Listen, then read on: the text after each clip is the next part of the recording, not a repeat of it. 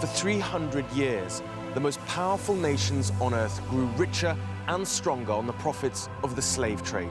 Over 12 million men, women and children were forcibly transported from Africa on slave ships like this to the colonies and plantations in North and South America.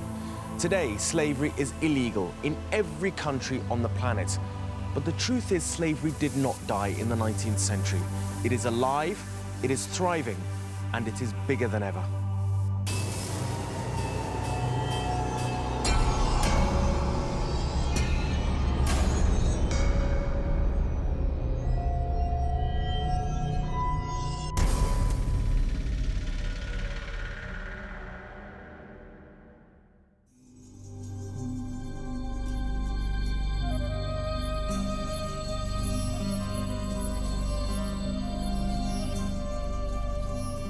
Among the brick kiln factories of rural Pakistan, one of the oldest and most brutal forms of slavery continues virtually unnoticed by the outside world. भट्टा जात जो हैं वो एक तरह के बेकार camp है, एक तरह की निजी जेलें हैं जहां पे इन मजदूरों को कैद करके रखा होता है. For those trapped here, there seems no escape. गुलामाना जिंदगी जी इसी गुलामी दी हालत दे विच ही ਅਸੀਂ ਆਪਣੀ ਆਜ਼ਾਦੀ ਦੇ ਅੰਦਰ ਕੰਮ ਨਹੀਂ ਕਰ ਰਹੇ. And this slavery traps entire families, sometimes for generations. ਜ਼ਿੰਦਗੀ ਹੁਣ ਕਿਹੜੀ ਪਿਛਲੀ ਬੁਖਾਰ ਹੀ ਬੰਦੇ ਦਾ ਕਿਸੇ ਵਿੱਚ ਟੁਰ ਜਦ ਬੁਖਾਰ ਹੀ ਹੋ ਜਾਂਦੀ ਹੈ. ਕੰਮ ਹੁੰਦਾ ਕੋਈ ਫਿਰ ਹੀ ਮਜਬੂਰੀ ਨਾ ਕਰਨੀ ਹੈ. तो रोते भी हम थे, काम भी करते थे और भूखे मरते थे.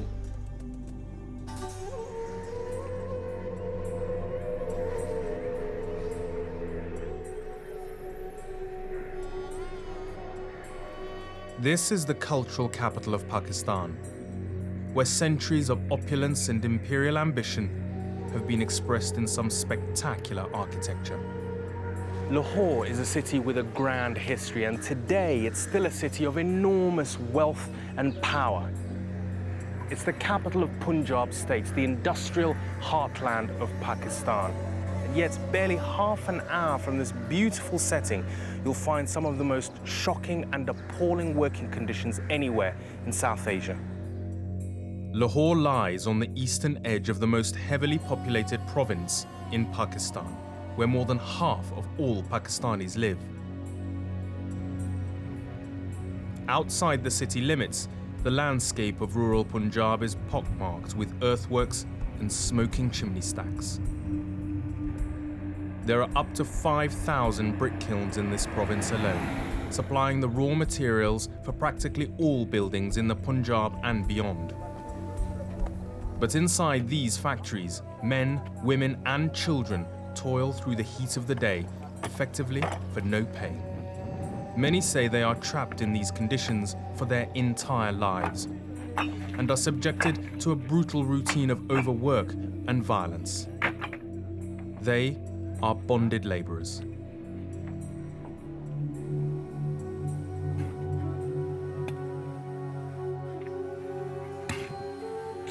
In the brick kilns, all bonded labor begins with a cash advance. The kiln owner presents the laborer with a contract that compels him to work for however long it takes to clear the debt. The original amount borrowed rarely seems to fall and often increases. The debt traps the laborer and his family into a life of slavery. There could be as many as 1 million people in bonded labor in Pakistan, including young children. And up to 90% of those who work in the brick kilns in the Punjab are working to pay off debts to their employers. The practice has been condemned by the United Nations as slavery, and is therefore prohibited by the UN's Universal Declaration of Human Rights. In Pakistan itself, bonded labor has been outlawed for almost 2 decades. And the country's constitution forbids slavery and the use of children under 14 in factories, mines, or any other hazardous employment.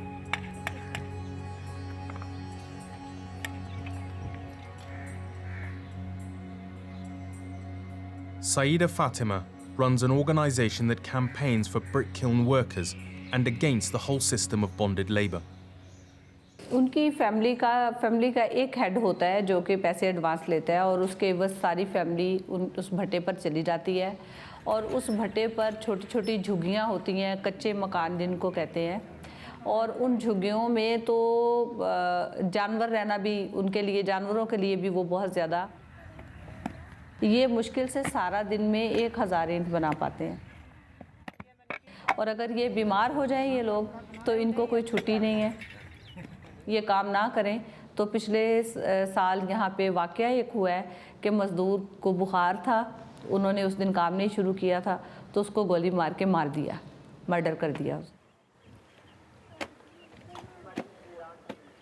Ashraf became a bonded laborer 6 years ago, having incurred a debt to the brick kiln owner of 140,000 rupees, or about $1,600. He accepted the loan, as many do, to pay for his marriage. Ever since, he, as well as his 2 young sons and his father, have had to work to meet their quota of 1,000 bricks a day. Often this leaves little time for rest. Sir ji इस तरह के ਅਸੀਂ ਪਹਿਲੇ ਮਿੱਟੀ ਖੋਦਨੇ ਆ, ਲਿਹਾਜ਼ਾ ਇਹ ਕਿ ਅੱਧੀ ਰਾਤ ਤੱਕ ਅਸੀਂ ਉਹਦਾ ਇੰਤਜ਼ਾਰ ਕਰਨੇ ਆ। 2 ਘੰਟੇ ਸਿਰਫ ਸਾਨੂੰ ਰਮਾਨ ਮਿਲਦਾ 24 ਘੰਟਿਆਂ ਦੇ ਅੰਦਰ, ਸਿਰਫ 2 ਘੰਟੇ ਅਸੀਂ ਕਮਜ਼ੋਰ ਹੋ ਜਾਂਦੇ ਆ। ਫਿਰ ਸਾਡੇ ਕੋਲੋਂ ਕੰਮ ਨਹੀਂ ਕੀਤਾ ਜਾਂਦਾ ਤੇ ਜਦੋਂ ਕੰਮ ਨਾ ਕੀਤਾ ਜਾਏ ਫਿਰ ਉਸ ਟਾਈਮ ਮਾਲਕ ਜਿਹੜਾ ਹੈ ਫਿਰ ਉਸ ਚੀਜ਼ ਤੇ ਸਾਨੂੰ ਗਾਲੀ ਪੀਟੀ ਵੀ ਕਰਦਾ ਹੈ, ਮਾਰਦਾ ਵੀ ਹੈ ਕਿ ਤੁਸੀਂ ਕੰਮ ਕਿਉਂ ਨਹੀਂ ਕਰਦੇ ਹੋ। ਦੇਖੋ ਜੀ ਕੋਈ ਰਸਤਾ ਸਾਨੂੰ ਤੇ ਨਜ਼ਰ ਨਹੀਂ ਆਉਂਦਾ ਕਿ ਅਸੀਂ ਕਿਸ ਤਰ੍ਹਾਂ ਨਿਕਲ ਸਕਨੇ ਆ, ਕਿਉਂਕਿ ਅਸੀਂ ਇਸ ਟਾਈਮ ਉਸ ਹਾਲਤ 'ਚ ਖੜੇ ਹਾਂ ਕਿ ਅਸੀਂ ਨਾ ਜੀਂਦੇ ਹਾਂ ਤੇ ਨਾ ਅਸੀਂ ਮਰੇ ਹਾਂ। ਸਾਨੂੰ ਤੇ ਕੋਈ ਉਮੀਦ ਨਹੀਂ ਹੈ ਕਿ ਅਸੀਂ ਇੱਥੋਂ ਨਿਕਲ ਸਕੇ। ਸਾਡਾ ਦਾਦਾ ਵੀ ਇੱਥੇ ਮਰ ਗਿਆ ਭੱਠੇ ਤੇ ਹੀ, ਤੇ ਸਾਡਾ ਜਿਹੜਾ ਮਸਲਨ ਕਿ ਬਾਪ ਵੀ ਮੇਰਾ ਬੁੱਢਾ ਹੋ ਗਿਆ ਹੈ, ਆਪ ਵੀ ਮੈਂ ਇੱਥੇ ਹੀ ਬੁੱਢਾ ਹੋ ਗਿਆ। ਦੇਖ ਲਓ ਮੇਰੇ ਬੱਚੇ ਵੀ ਨੇ ਕਿ ਗੁਲਾਮਾਨਾ ਜ਼ਿੰਦਗੀ ਜੀ, ਅਸੀਂ ਗੁਲਾਮੀ ਦੀ ਹਾਲਤ ਦੇ ਵਿੱਚ ਹੀ ਹਾਂ, ਅਸੀਂ ਆਪਣੀ ਆਜ਼ਾਦੀ ਦੇ ਅੰਦਰ ਕੰਮ ਨਹੀਂ ਕਰ ਰਹੇ। Weekly wages are not paid to bonded labourers. They meet their quota of bricks in an attempt to reduce their indebtedness. However, many bonded labourers in the brick kilns are illiterate. If they had been shown contracts, they would not have known what they were signing. And none of the labourers we spoke to had any idea what rates of interest were being charged for their debts. Not even death releases the labourer from the loan. It is then handed down to other members of his family. So a small loan made several years or even decades ago can still entrap wives, brothers, sisters, sons, and daughters. Having the opportunity to see a brick kiln in close quarters, what strikes you is not just the working conditions of people here, but it's also just the generations that are involved, and it's incredibly shocking to see not just 1 or 2 generations at work in enforced labour, but 3 generations, a grandfather, a father, and the grandchildren, with almost no possibility of ever escaping this kind of existence. But a few have managed to escape. Deep inside one of the poorest districts of Lahore lives a small community of Christians. In Pakistan, Christians are a religious minority under siege. Some have found themselves imprisoned or worse after being accused under the country's draconian blasphemy laws. And their political supporters have been murdered. Christians remain overwhelmingly poor and illiterate. And in the Punjab, many Christians work in the brick kilns. A tiny compound next to a church is now home to Khalid and his family. Until recently, he was trapped in a brick kiln, having been drawn into bonded labour with the offer of an advance of 20,000 rupees, or around $250. He believed his work would steadily pay this off over the next 2 years. तो हमारा 2 साल पैसे भी काटते रहे, तो 2 साल के बाद उन्होंने 1 लाख रुपया बना दिया। तो उसके बाद मैंने उससे रिक्वेस्ट की कि मैंने तो आपके पैसे सारे कटा दिए हैं काम करके। But Khalid was told by the brick kiln owner that he would have to work another 2 years to pay off the debt. Throughout his time at the brick kiln, Khalid says he was subjected to repeated violence. निशान है ना मेरी लातों के निशान है ये देखो ये सर उन्होंने ये डंडे मारे हैं ये देखे निशान ये निशान है हाँ जी काफ़ी लोग हैं तुम से With no means of paying back the debt, Khalid and his family decided they had to try to escape the brick kiln, even though they knew they may not survive the attempt.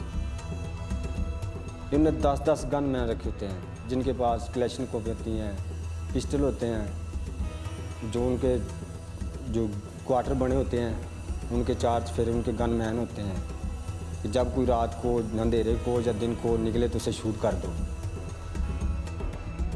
They chose to leave under cover of darkness, but even after they'd made it to the perimeter of the brick kiln owner's land, they were still not safe. पीछे से उनका डर था कि उनके आदमी असला लेकर मारे मगर ना आ जाएं तो फिर 15-20 मील का टोटा था जो हमने वो पैदल किया रास्ते में हमें कोई जंगल भी आबान में रास्ते में मेन सड़क पे तो हम चढ़ ही नहीं सकते थे वो पैलियों में घुसते घिसाते हम लाहौर में आ बढ़े Khalid now works as an office cleaner in Lahore. He earns a weekly wage and is free to work where he can find it. This is no escape from chronic poverty, but it is an escape from the violence and fear he lived with as a bonded labourer. Slavery in the brick kilns is not just the result of unscrupulous owners. It's a consequence of a social structure in rural South Asia that stretches back hundreds of years.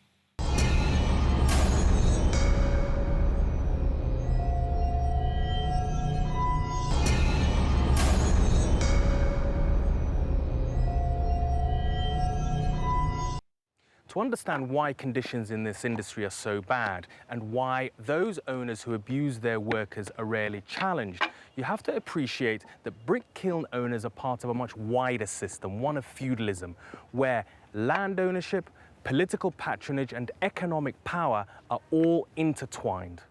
The system of what seems to me to be very clearly feudalism is operating very healthily in the countryside of Pakistan, that you have the equivalent of barons who control large parts of the population and the land, who hold them in hereditary forms of slavery, use them in all sorts of different ways, as well as controlling local police, as well as controlling local schools. It's a kind of mafia. There is a feudal system in this country.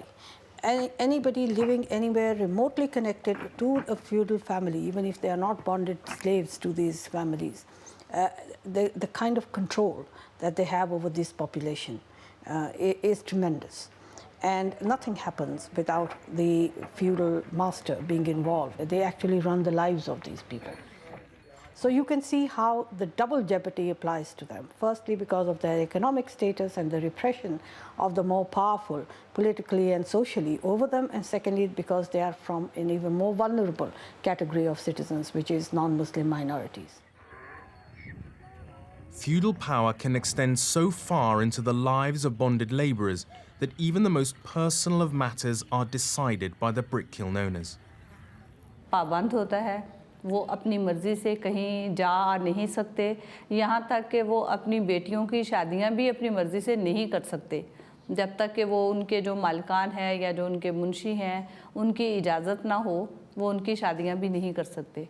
और जब वो pregnant होती है या ज़चकी की हालत में होती है तो उसको कोई छुट्टी नहीं होती, उसको काम करना होता है. और हमने यहाँ तक देखा है कि वो बच्चा पैदा करने के फ़ौरन बाद 1 दिन का बच्चा लेके वो पेड़ों में, और उन्हें कोई इजाज़त नहीं होती घूमने फिरने की, निकलने की. जहाँ वो हैं उन्हें सिर्फ काम करना है और बस. Shoaib Khan Niazi is a powerful businessman and landowner from Lahore. He also represents all the brick kiln owners in Pakistan. Touring a brick kiln with his entourage, he tells me that workers here, far from being exploited, are actually engaged in a labour of love. यहाँ हमारे पास जो आदमी काम करते हैं आम तौर पे जो ख़ास तौर पे जो ईंट बनाने वाली जो लोग हैं ना ये इसी काम में इतने हैं कि वो एक तो एक स्किल होती है उनकी आम तौर पे ये एक ख़ास कम्युनिटी भी है. Mr. Niazi sees the presence of young children among the bonded labourers as something that perpetuates the system in a way that benefits them. मगर ये क्यों करते हैं मैंने आपको कहा ना कि अगर कोई एक आदमी का बाप ईंटें बनाता है उसका बेटा भी उस काम को सीख लेता है तो फिर उसको एक ख़ास एक्सपर्टी होती है तो वो उस काम में जैसे कि एक लोहार का बेटा लोहार करता है एक इलेक्ट्रीशियन का बेटा अगर बाप के साथ काम करेगा तो वो इलेक्ट्रीशियन ही बन जाएगा. दूसरा वो उनको और कोई काम शायद पसंद ही नहीं आता. But, I mean, it's a very tough industry. It's very difficult conditions. We can see that right here where we are. What do you say to those allegations that working conditions in the industry is equivalent to modern slavery? एक तरफा propaganda मैं भी इंसान हूँ मैं महसूस करता हूँ दर्द समझता हूँ. But why has bonded labour persisted in the brick kilns overseen by Mr. Niazi's organisation, despite the fact that it is illegal?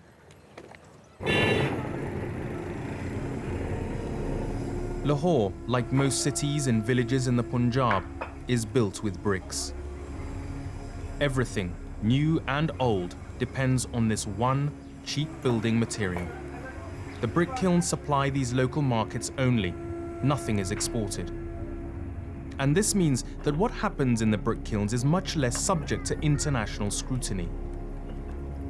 There aren't any overseas clients to insist that child labour cannot be used, nor are there enforceable minimum rates of pay or lawyers to vet the contracts that the illiterate workers sign when they're handed their advances. And nothing to protect bonded labourers from a new and terrifying form of exploitation: organ trafficking. I'm travelling to a small village outside Lahore to meet Maqsooda. She is one of a growing number of victims of traders who prey on the desperation of brick kiln workers and their families to pay off their debts. ਸਾਡੇ ਤੇ ਉਦੋਂ ਵੀ ਪੈਸੇ ਬੜੇ ਸਾਜੇ 2 ਲੱਖ ਰੁਪਈਆ ਸੀ ਗੁਰਦਾ ਕਢਾਇਆ ਤੇ ਫਿਰ ਉਹਦੇ ਪੈਸੇ ਦਿੱਤੇ ਸਾਂ. ਠੇਕੇਦਾਰ ਤੰਗ ਕਰਦਾ ਸਮਝਣਾ ਅਸੀਂ ਇਹਨੂੰ ਆ ਹਿੱਟਾਂ ਪਾਇਆ ਨਾਲ ਤੇ ਮੇਰੇ ਕੋਲ ਪੈਂਦੀਆਂ ਨੇ ਸਨ ਤੇ ਇੱਕ ਭਾਈ ਉੱਥੇ ਆਇਆ ਤੇ ਉਹਨਾਂ ਆਖਿਆ ਕਿੱਥੇ ਗੁਰਦੇ ਨਿਕਲਦੇ ਨੇ ਸਾਨੂੰ ਵੀ ਲੈ ਚੱਲ. ਉਹ ਫਿਰ ਉੱਥੇ ਸਾਨੂੰ ਲੈ ਗਿਆ ਤੇ ਉੱਥੇ ਲਾਹੌਰ ਕਢਾਇਆ ਸੀ ਆਦਲ ਹਸਪਤਾਲ ਵਿੱਚ ਤੇ ਅਰਬੀ ਸੀ ਕਿ ਨੂੰ ਗੁਰਦਾ ਲੱਗਾ ਸੀ ਮੇਰਾ. Maqsooda believes her kidney was sold in this hospital in Lahore for 152,000 rupees, or about $1,800. There is no suggestion that the hospital authorities themselves knew that she would not receive a penny for the operation. ਇਸ ਲੱਖ 1,52,000 ਚ ਮਿਲੇ ਲੈ ਸਾਨੂੰ 20,000 ਰੁਪਇਆ ਉਸ ਲਿਆ ਸੀ. ਹੁਣ ਫਿਰ ਆਇਆ ਵੇ ਗੁਰਦਾ ਕਢਾ ਕੇ ਫਿਰ ਵੀ ਕਰਜ਼ਾ ਆਇਆ ਵੇ ਸਾਡੇ ਤੇ ਤਾਂ ਦੇ ਠੇਕੇਦਾਰ ਬਸਤੀ ਕਰਦੇ ਨੇ. ਜ਼ਿੰਦਗੀ ਹੁਣ ਕਿਹੜੀ ਪਿਛਲੀ ਉਹ ਬੁਖਾਰ ਹੀ ਬੰਦੇ ਦੇ ਹਿੱਸੇ ਵਿੱਚ ਟੁਰ ਜਦ ਬੁਖਾਰ ਹੀ ਹੋ ਜਾਂਦੀ ਹੈ ਕੰਮ ਹੁੰਦਾ ਕੋਈ ਨਹੀਂ ਫਿਰ ਹੀ ਮਜਬੂਰੀ ਨਾ ਕਰਨੀ ਹੈ. After 6 years in the brick kilns, Ashraf decided he too would take the drastic step of buying himself out of slavery by giving up a kidney. ਸਾਲ ਕਰਨ ਤੋਂ ਕੰਮ ਤੋਂ ਬਾਅਦ ਇਹਨਾਂ ਨੇ ਮਸਲੇ ਇਹਨਾਂ ਦਾ ਕੋਈ ਦੋਸਤ ਰਿਸ਼ਤੇਦਾਰ ਸੀ ਲੇਕਿਨ ਇਹ ਵੇ ਕਿ ਇਹਨਾਂ ਨੇ ਜਦੋਂ ਮੈਂ ਸਾਲ ਕੰਮ ਕੀਤਾ ਕੰਮ ਕਰਨ ਤੋਂ ਬਾਅਦ ਇਹਨਾਂ ਨੇ ਮੈਨੂੰ ਇਹ ਦਾਅਵਾ ਕੀਤਾ ਕਿ ਅਸੀਂ ਤੈਨੂੰ 5 ਲੱਖ ਰੁਪਇਆ ਦੇਵਾਂਗੇ. 5 ਲੱਖ ਰੁਪਇਆ ਦੇਣ ਦਾ ਵਾਅਦਾ ਕਰ ਲਿਆ. Some bonded labourers have sought to gain their freedom through the courts, only to find themselves accused by the kiln owners of criminal offences. Without the means to defend themselves, they are frequently imprisoned. When those that are repressing have all the access to the state institutions, they have the power to use state institutions against the people that they are oppressing. For instance, the police has always worked for the factory owners. The police has, at the behest of the factory owners, harassed and chased laborers when they have tried to escape. They have kept them in custody and tortured them at the behest of owners. So it's not just the owners, it is the collusion of the state agencies that has made that power dynamics so much tilted in their favor. The abuse meted out in the brick kilns can be particularly extreme when it is directed at women. This is Maria. She is 19 years old, married, with 3 children. मेरा बंदा ते मेरा जेठ और गया थी Cola भरने ते रात को ने उसने शराब पी हुई थी ते वो आया उसने मेरे नाल ज़बरदस्ती की और मेरे नाल गंदा काम भी किया ते फिर हम भाग गए थे उतों ना मेरे पैरों में जूती से ना मेरे लीड़ा भी सिर पे है सी ते हम उतों भाग आए हैं। ਜਦੋਂ ਤੇਰੇ ਨਾਲ ਜ਼ਿਆਦਤੀ ਹੋਈ ਹੈ ਉਦੋਂ ਤੇਰਾ ਬੱਚਾ ਹੋ ਗਿਆ ਸੀ? ਹਾਂਜੀ ਹਾਂਜੀ ਉਦੋਂ ਮੇਰਾ ਬੱਚਾ ਹੋ ਪਿਆ ਸੀ 3 ਦਿਨਾਂ ਦਾ ਸੀ ਉਦੋਂ ਤੇ ਮੇਰੇ ਕੋਲ ਤਾਂ ਕੰਮ ਨਹੀਂ ਸੀ ਹੁੰਦਾ ਮੇਰਾ ਆਪਰੇਸ਼ਨ ਹੋਇਆ ਹੋਇਆ ਸੀ। आपको डर लगता है? हाँ जी बहुत। समझाओगे थोड़ा सा। ਸਾਨੂੰ ਧਮਕੀਆਂ ਵੀ ਲਾ ਦੇਣ ਤੁਸੀਂ ਬਾਹਰ ਨਿਕਲੋਗੇ ਤੇ ਅਸੀਂ ਤੁਹਾਨੂੰ ਮਾਰ ਦਿਆਂਗੇ ਨਾ ਸਾਡਾ ਕੋਈ ਬੱਚਾ ਨਿਕਲਦਾ ਨਾ ਅਸੀਂ ਨਿਕਲਨੇ ਛੁਪ ਛੁਪਾ ਕੇ ਬੈਠੇ ਹੋਏ ਨਾ ਕੋਈ ਕੱਪੜਾ ਨਾ ਕੋਈ ਲੈਣੀ ਲੈਂਦੇ। For Mr. Niazi of the Brick Kiln Owners Association, such stories are imaginary or malicious.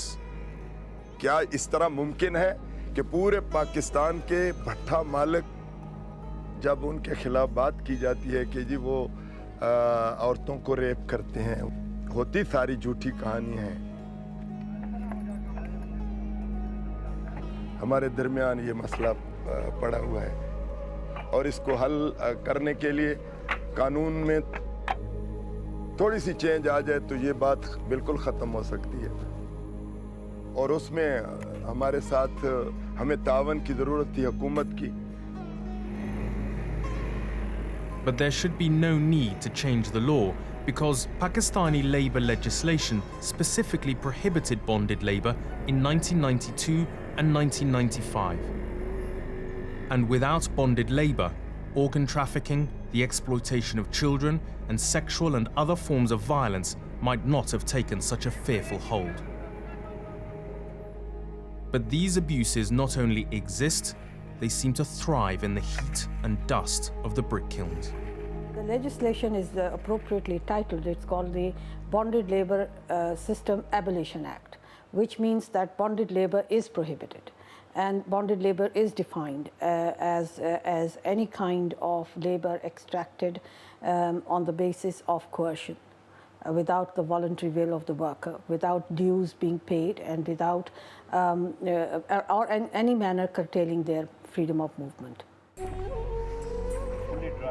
The brick kiln owners are able to ignore anti-slavery laws because enforcement in Pakistan is weak, and in recent years it has become weaker still. This stupid government has abolished the inspection system. So there are no inspectors to come go and check. Pakistan is not known for respect for human rights. You know?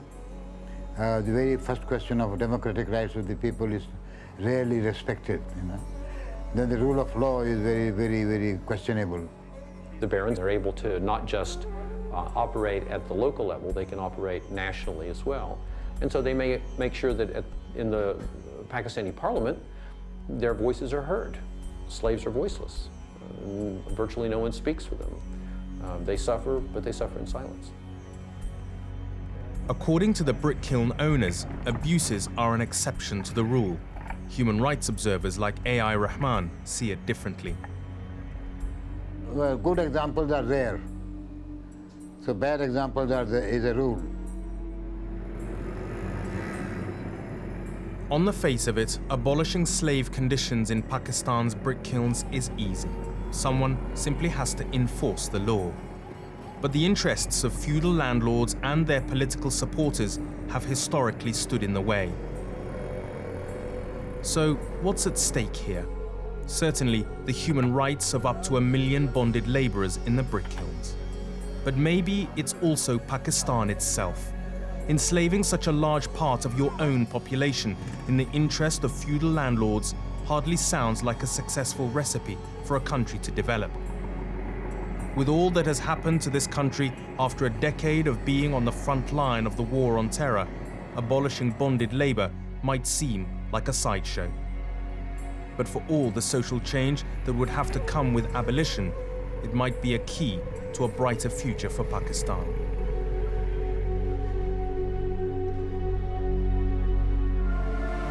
In the next episode of Slavery, a 21st Century Evil, Haiti, the country built by slaves who had freed themselves, and the child slaves hidden in plain sight in its slums today.